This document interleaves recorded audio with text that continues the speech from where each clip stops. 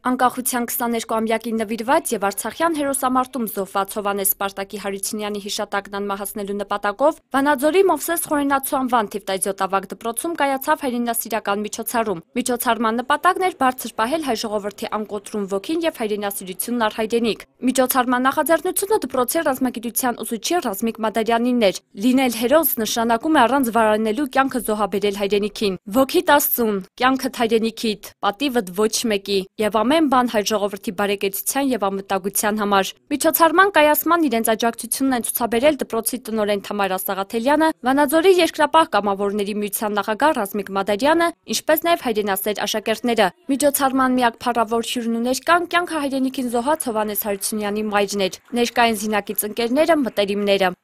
Տարբեր դպրոցներում նման միջոցառումներ նախաձեռնվել են, որ դպրոցից եթե կան Արցախյան պատերազմի մասնակից զոհված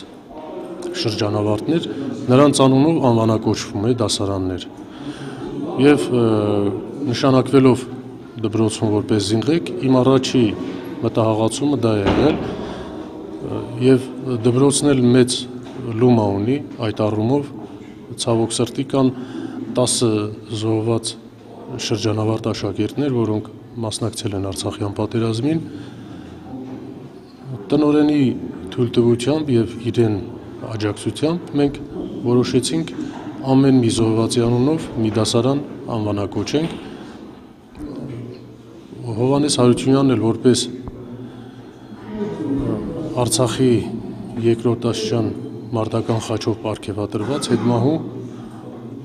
որոշեցի, որ ռազմագիտության դասարանը պետք է իրեն անունով անվանակոչվի։ Դասասենյակի բացման կարմիր ժապավենի կտրման պատիվը տրվեց Ռազմիկ Մադարյանին եւ Հովհաննես Հարությունյանի մորը Ջուլիետա Արշակյանին։ Դպրոցի տնօրենը իր շնորհակալությունը հայտնեց նման հայրենանվեր գործի համար, Ռազմիկ Մադարյանին հանձնելով շնորհակալագիր։ Իրենց մասնակցությունը ցուցաբերեցին նաեւ աշակերտները երկու պարով ասմունքով։ Հովհաննես Հարությունյանի մարտում ընկած բոլոր հայրենիների հիշատակը ներկաները հարգեցին 1 րոպե լռությամբ։ Ինչպես դպրոցի տնօրենն է նկատում, աշակերտները հայրենասիրությամբ են լցվում անգամ դասասենյակի կողքով անցնելիս։ Թող ոչ մի մայր չտեսնի որդու կորուստը, թող ոչ մի ծնող չզգա դրա ցավը, վշտի խորությունը։ Վերջում նշեց իր կյանքը հայրենիքին նվիրած Հովհաննես Հարությունյանի մայրը Ջուլիետա Արշակյանը։ Ես թանկանում եմ հիմա խաղաղություն հայոց աշխարհի վրա, որպեսզի ինձ մամայրը չլինի, չկրկնվի, ես այդ եմ թանկանում եմ, իր բայի դասարտությանը։ Այս դասասենյակի կահավորումը մեզ համար շատ մեծ նվեր էր իր կողմից։ Շնորհակալություն եմ հայտնում մեր շրջանավարտին, ընկեր Կամոյին, որ միասնական ուժերով մեր բոլոր ուսուցիչները, մեր ողտնօրենը, տնտեսականությամբ ամեն օր նրանք այստեղ աշխատանք էին կատարում։ Իր ընտանիքի անդամներին էլ նա մոբիլիզացրել էր այս դասասենյակը գեղեցիկ կահավորելու, վերանորոգելու համար։ Նմանօրինակ միջոցառումներ մեր դպրոցում շատ են լինում։ Իհարկե դա հայեցի կրթությունն է, որը նպաստում է հայրենասիրության դաստիարակմանը։ Մեր երեխաները սիրով մասնակցում են, իհարկե ունենք նաև տնօրենի,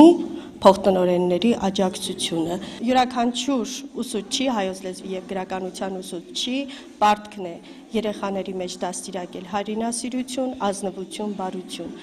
Եվ ունենք նշանաբան, բոլոր հայերս կանք պիտի լինենք ու դեռ շատանանք։ Հովհաննես Սպարտակի Հարությունյանը ծնվել է 1971 թվականի հոկտեմբերի 18-ին Կիրովականում, բանվորի ընտանիքում։ 1978 թվականից սովորել է Կիրովականի թիվ 17 միջնակարգ դպրոցում։ 1989-ից 1991 թվականներին զորակոչվել է խորհրդային բանակ եւ ծառայել Արկտիկայում։ 1993 թվականին Հովհաննես Հարությունյանը որպես կամավոր պայմանագրային գումարտակի կազմում, որի հրամանատարն էր Կամո Հովհաննիսյանը, հերոսաբար մարտնչել է հանուն Արցախի ազատագրման։ Թշնամու դեմ մղվող մարտերին նրա մասնակցությունը ռազմական սխրագործության վառ օրինակ է։ Մինչ օրս Հովհաննեսի զինակից ընկերները պատմում են նրա քաջության, ընկերասիրության, հայրենիքին անսահման նվիրվածության եւ մարտական օժտվածության մասին։ Հովհաննեսը եւ իր ընկերները զոհվեցին, գիտակցելով, որ հայոց հողը վար ու հեճկի է կարոտ, գիտակցելով, որ պապերի ժառանգած հողը անմեղ արյան կարմիրով սնուցելու գինն է դրված, պահելու, շենացնելու եւ փոքրիկ Հովհաննեսներին փոխանցելու համար։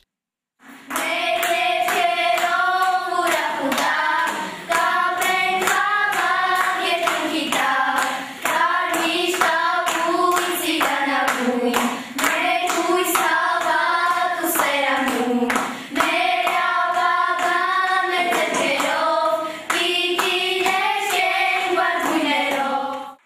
Հերմինե Այվազյան, Կամո Ծատուրյան, Լոռի հեռուստաընկերություն։